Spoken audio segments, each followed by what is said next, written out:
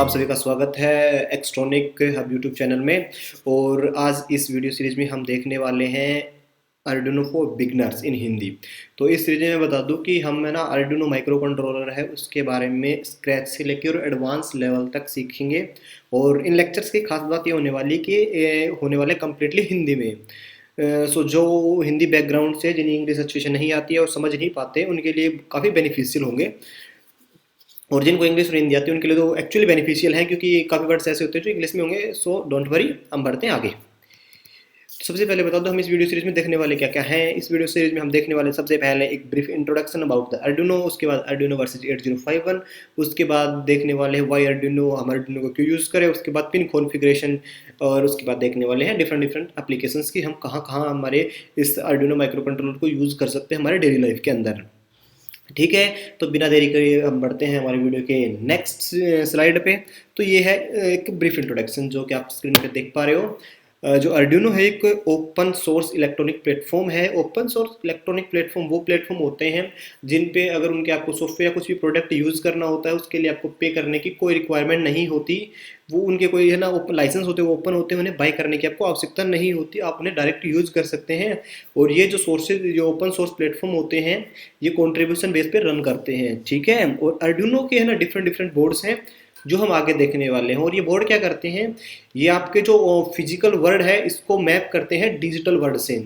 ठीक है, जैसे अपने ना ब्रेन होता है जस्ट ह्यूमंस के लिए, वो उन्हें ना कोई भी डिसीजन मेकिंग के लिए कि कोई भी डिसीजन उन्हें लेना होता है तो हम क्या करते हैं, कहते हैं ना हम दिमाग से सोचते हैं, तो दिमाग हमारा क्या करता है, डिसीजन का काम करता है। सिमिलरली जो इलेक्ट्रॉनिक सर्किट होते हैं वहाँ पे जो माइक्रो कंट्रोलर होते हैं वो क्या करते हैं, डिसीजन का काम करते हैं। ठीक है, वो कैसे करते हैं वो फर्दर हम नेक्स्ट जो सीरीज की वीडियो होने वाली है उनमें स्टेप बाय स्टेप देखते रहेंगे। ठीक है, और जो ये अर्डिनो था ये लवेरियन इंस्ट्रक्शन डिज़ाइन इंस्टीट्यूट जो कि इटली में है, उन्होंने इसको ईजाद किया था। और इसका जो मेन एम था वो ये था कि ये इतना है ना ईजी है कि जो स्टूडेंट इलेक्ट्रॉनिक्स बैकग्राउंड से नहीं है वो भी आराम से इसे प्रोग्राम कर सकता है अपने डेली लाइफ के जो भी उसे जहाँ भी इसकी रिक्वायरमेंट है वहाँ उसे इजीली यूज़ कर सकता है, इंस्टॉल कर सकता है।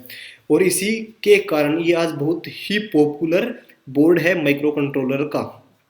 ठीक है, तो नेक्स्ट जो स्लाइड उसमें हम देख रहे हैं कि हमारे पास जो आर्डिनो है वो डिफरेंट डिफरेंट बोर्ड्स है। इसके और भी काफ़ी बोर्ड है बट मेनली जो हम बोर्ड्स देखते हैं वो यही देखते हैं। जैसे आर्डिनो नैनो है, आर्डिनो माइक्रो है, आर्डिनो यूनो है और आर्डिनो मेगा है। बट मैं बता दूं कि जो सबसे पॉपुलर बोर्ड है इनमें से भी वो आर्डिनो यूनो है। ठीक है, बाकी बोर्ड है ये सेम ही है, इनका फंक्शनिंग सेम है, किसी में जो फीचर्स है कुछ एडवांस है, किसी में कम है, और एज अकॉर्डिंग टू अपनी रिक्वायरमेंट हम इन्हें यूज़ करते हैं। बट जहाँ जो हम काम करेंगे वो आर्डिनो यूनो के साथ ही करेंगे। और जो भी बिगनर्स होते हैं मैं तो उनको यही रिकमेंड करूँगा कि वो आर्डिनो यूनो के साथ ही काम करें क्योंकि ये बेहद ईजी बोर्ड है और इसकी ना डिजाइनिंग और प्रोग्रामिंग करना और इनका हैंडल करना भी बड़ा ईजी है। तो ठीक है, तो मैं बता रहा था कि हम यहाँ ना यूज़ करने वाले हैं यूनो। तो अर्डिनो यूनो के भी दो टाइप के बोर्ड होते हैं। एक तो जो आप नीचे देख रहे हो जिसमें जो ये आईसी है ये क्या होती है, इनबिल्टेड होती है, जिसको बोलते हैं एसएमडी मॉडल। और दूसरा होता है ये नॉर्मल, जहाँ से आप जो आईसी होता है इसको आप निकाल सकते हो। सो अगर आप बिगनर से तो मैं आपको रिकमेंड करूँगा कि आप एक ये बोर्ड यूज़ करेंगे, कौन सा, जो नॉर्मल बोर्ड है वही यूज़ करें। ठीक है, सो हम कौन सा बोर्ड यूज़ करने वाले हैं, हम बोर्ड यूज़ करने वाले हैं अर्डिनो यूनो नॉर्मल जो बोर्ड है वो। ठीक है, इसके बारे में आपको थोड़ा सा बता देता हूँ कि जो इसका इनपुट वोल्टेज है वो 6 से लेके 20 वोल्ट तक आप इसे दे सकते हो, और इसका रिकमेंडेड वोल्टेज होता है वो 7 से लेके 12 वोल्ट तक का होता है। इसकी कुछ मेमोरी लोकेशंस होती हैं कि इसका फ्लैश मेमोरी कितना है, एसरैम कितना है, ये सब आप अपनी स्क्रीन पे देख सकते हो। और अगर आप बिगनर्स होते हैं आपके लिए काफ़ी बोर करने वाले थिंग्स, तो हम इस पर ज़्यादा ना इस पर फोकस करने वाले हैं नहीं। धीरे धीरे जो बढ़ेंगे हम उनके बारे में धीरे धीरे सीखते रहेंगे और कैसे कैसे इनका काम होता है, क्या क्या क्या कुछ करना होता है, सब नेक्स्ट जो भी फर्दर वीडियो होंगी जहाँ रिक्वायरमेंट होगी वहाँ देख लेंगे। और हाँ, जो मेन है इसका वो है कि जो इसमें जो करंट होता है वो जो जनरल पिन्स होते हैं उनका होता है 20 मिली एम्पियर, और जो एक 3.3 वोल्टेज की इसमें ना पिन होती है उसका होता है 50 मिली एम्पियर तक का। ठीक है, तो अब नेक्स्ट इसकी स्लाइड में हम इसके ना जब पिन कॉन्फ़िगरेशंस देखेंगे तो हम वहाँ ये सब देखने वाले हैं। ये जो इसमें लिख रखा है ना PWD डिजिटल एनालॉग पिन ये सब क्या है, तो हम नेक्स्ट जो स्लाइड है वहाँ देखने वाले हैं सबको।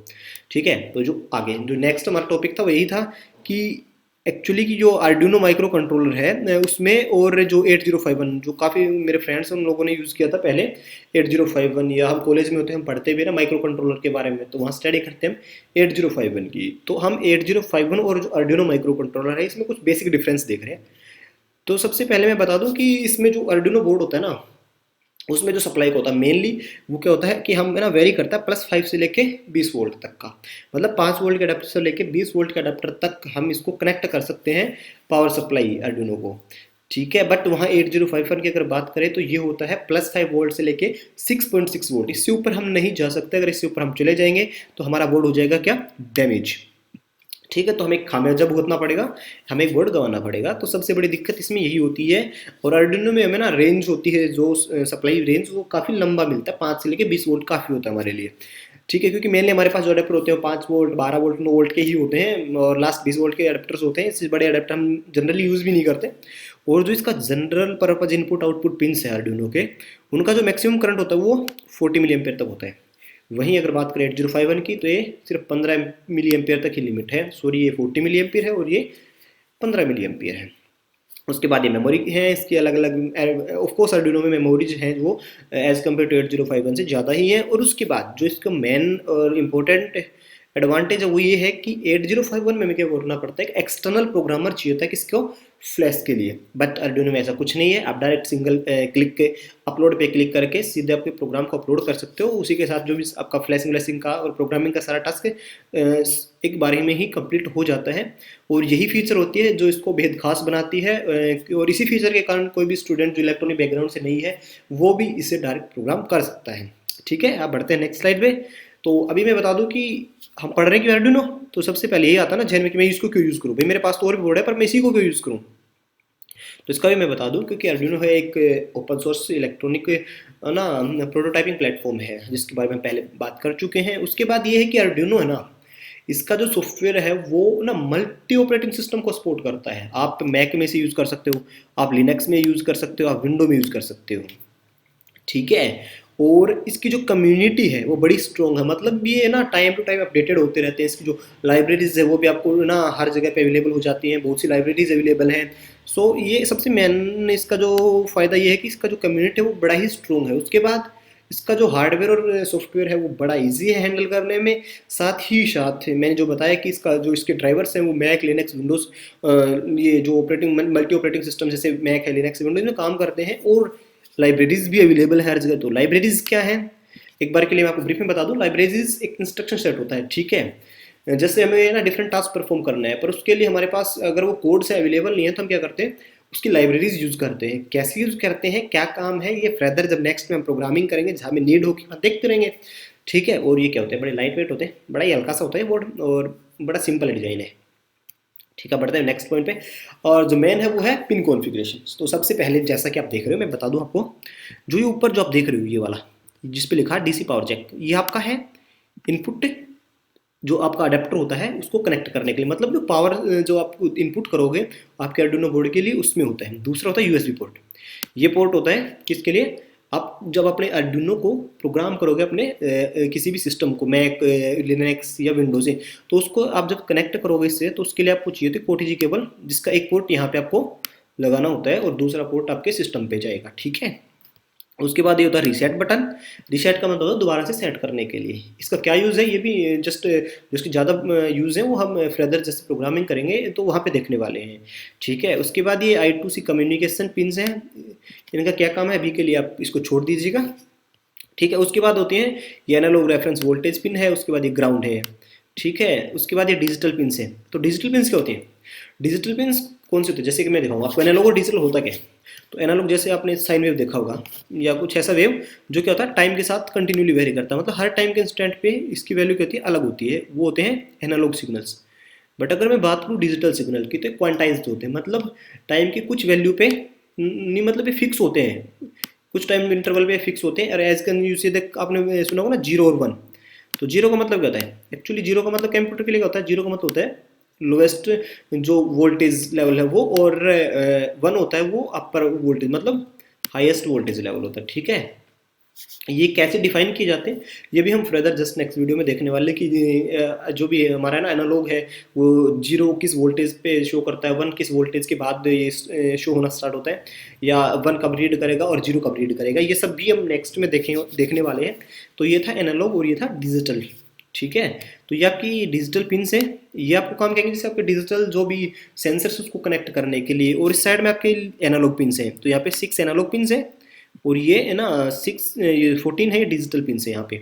ठीक है, जब आप देख रहे हो 0 to 13 तक ये 14 एनालॉग डिजिटल पिन्स है, और ये A0 to A5 ये आपकी है एनालॉग, तो डिजिटल और एनालॉग। उसके बाद यहाँ लिखा हुआ सीरियल कम्युनिकेशन, जो नीचे की 0 और 1 पिन है, ये क्या है इनबिल्टेड ट्रांसमिट TX जो लिखा हुआ ना, इसका मतलब है ट्रांसमीटर, और RX का मतलब है रिसीवर। तो ये डेटा को ट्रांसमिट और रिसीव करने के लिए ये इनबिल्टेड पिन है आपके आर्डिनो यूनो बोर्ड की। ठीक है, उसी के साथ अब इस साइड आप जो आप ये आईसी देख रहे हो ये वाला बड़ा सा, ये इसका मेन आईसी है जिसका नाम है 8 मेगा 328 आईसी है।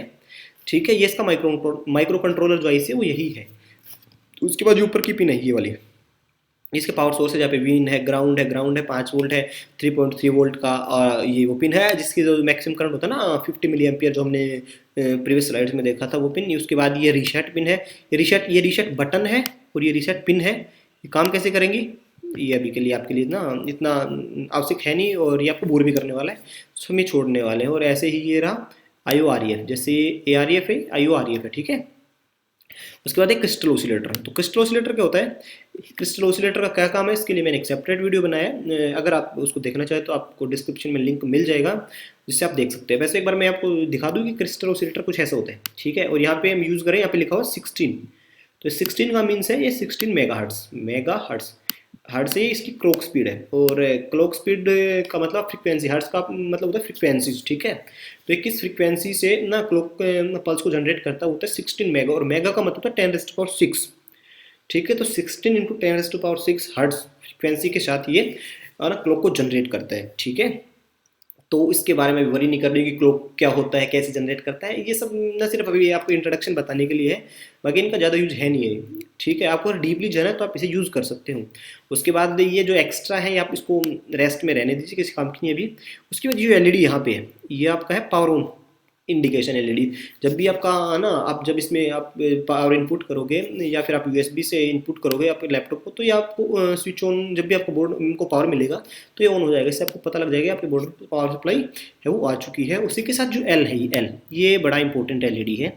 ये LED है, ये जो 13 नंबर पिन है ना, ये इसके साथ इंटरनली कनेक्टेड है, मतलब ये 13 नंबर पिन से कनेक्टेड LED है। वहीं जो TX है और एक और RX है, तो जो TX है ये है ट्रांसमीटर LED और RX है रिसीवर LED। मतलब जब भी कोई सिग्नल ट्रांसमिट होगा तो ये जो TX LED ये ग्लो करेगा, जब भी कोई सिग्नल रिसीव होगा तो उस टाइम पे जो RX LED है ये इंडिकेट करेगा आपको कि आपके पास सिग्नल क्या हो रहा है, रिसीव हो रहा है, या ट्रांसमीटर TX जो LED वो ग्लो करेगा, मतलब आप कोई ना कोई सिग्नल ट्रांसमिट कर रहे हो अपने आर्डिनो बोर्ड से। ठीक है, सो ये थे इसके मेन जो पिन्स है और जो सप्लाई है, और जो पावर सोर्सेज पिन है, एनालॉग पिन है, डिजिटल पिन है। तो एक बार मैं वापस से आपको बता दूं, जो मेनली आपको याद रखना है वो यहाँ पे ना ज़्यादा वरी नहीं करना। एक तो आपको पावर सप्लाई का पता होना चाहिए कि आपको पावर सप्लाई कहाँ से ना आपको देनी। जो अडेप्टर अगर आप एक्सटर्नली कोई अडेप्टर यूज़ कर रहे हो तब तो आपको यूज़ करना है ये वाला। अगर आप प्रोग्रामिंग कर रहे हो तो आपको कोई एक्स्ट्रा पावर सप्लाई की नीड नहीं होती, डायरेक्ट आप USB प्लग इन करेंगे और आप अपने सिस्टम से प्रोग्राम कर लेंगे। उसके बाद ये जो एनालॉग पिन्स हैं अभी के लिए अगर आपको याद है तो ठीक है, अगर नहीं है तो आप धीरे धीरे जैसे जैसे एग्जांपल्स करेंगे या नए जो भी अपने प्रोजेक्ट हैं वो प्रोसीड करेंगे तो आपको अपने आप ही पता लग जाएगा कौन सी पिन कितने कहाँ पे अवेलेबल है, मतलब कौन से एनालॉग है कौन से डिजिटल है। हाँ, और अभी मैं बता दूँ डिजिटल पिन्स में कुछ ये पिन है जिसपे आगे माइनस का सिंबल लगा हुआ है ना, ये होती है PWM पिन। तो PWM पिन बस एक बार के लिए याद रख लो कि PWM पिन्स है, जो 14 डिजिटल पिन उनमें से 6 क्या है PWM पिन्स है, बस इतना काफ़ी है। ठीक है, उसके बाद हम बढ़ते हैं अपने नेक्स्ट फर्दर स्टाइल पे। तो ये हमने देख चुके हैं। हाँ, अगर आप देख रहे हो सीरियल कम्युनिकेशन क्या होता है और पैरेलल कम्युनिकेशन। तो सीरियल का मतलब वही होता है जैसे रजिस्टर सीरीज में कनेक्ट होता है ना, एक के बाद एक, मतलब पहले ये बिट आएगा, फिर ये बिट आएगा, फिर ये बिट आएगा, फिर ये, फिर ये, फिर ये, फिर ये। और पैरेलल में क्या होगा, एक साथ सारे, मतलब एक ही टाइम पे सारे क्या हो जाएंगे, रिसीव हो जाएंगे, तो होते हैं पैरेलल कम्युनिकेशन। ठीक है, उसके बाद एप्लीकेशंस की बात करते हैं कि जो मेन टास्क हमारा वही है कि हम यूज़ कहाँ करें। तो मैं आपको इसकी कुछ ना कूल एप्लीकेशंस बता दूँ जहाँ हम इसको यूज़ करने वाले हैं, और इस सीरीज़ में भी हम यहाँ इसको ना यूज़ करके देखने वाले हैं। तो सबसे जो पहला एप्लीकेशन मैं बता दूँ, जैसे फिंगरप्रिंट डोर लॉक सिस्टम है। उसके बाद आपको अगर आपका डीसी मोटर कंट्रोल करना है, ठीक है, आपको स्मार्ट होम बनाना है, मतलब आप आपने जो भी घर है उसकी जो अप्लायंसेज है, लाइक फ़ैन है, एलईडी है, बल्ब है, और उसके साथ एनी जस्ट इक्विपमेंट है, आपका इमरजन हीटर है, और भी जो भी अप्लायंस आप उसको कंट्रोल कर सकते हो using your mobile, using remote, anything जैसा आप चाहो। तो उसके लिए भी हम इस माइक्रो कंट्रोलर सिस्टम्स को यूज़ करते हैं। उसके बाद आपको मेज़र करना हो, जैसे टेम्परेचर कितने है आज का, ह्यूमिडिटी क्या है, एयर की आर्द्रता जिसे हम बोलते हैं, कितनी आर्द्रता है, तापमान क्या है। उसके साथ जो रोबो सिस्टम्स होते हैं, जैसे लाइन डिडक्शन वाले रोबोट्स होते हैं, या जो भी ऑब्स्टिकल डिडक्शन रोबोट्स होते हैं, तो वो सब। उसके साथ ही कोई भी वॉइस कंट्रोल एप्लीकेशन अगर आपको डिज़ाइन करना है, उसके लिए भी आप इस माइक्रो कंट्रोलर को यूज़ कर सकते हो। और यही नहीं, इसके बेहद मैं कहूँ तो लाखों प्रोजेक्ट है जो आप खुद भी बना सकते हो। धीरे धीरे जैसे जैसे बढ़ते जाएंगे, आप खुद अपने आप में ही इनको बना लोगे। ठीक है, तो ये सब था इस माइक्रो कंट्रोलर के बारे में। और नेक्स्ट वीडियो में हम देखने वाले हैं इसको प्रोग्राम कैसे करेंगे, मतलब कौन कौन से सॉफ्टवेयर यूज़ करेंगे हम इसको प्रोग्राम करने के लिए, और वो भी डिफरेंट डिफरेंट ऑपरेटिंग सिस्टम में। मैक में प्रोग्राम करना है, विंडो में प्रोग्राम करना है, तो हम कैसे करेंगे।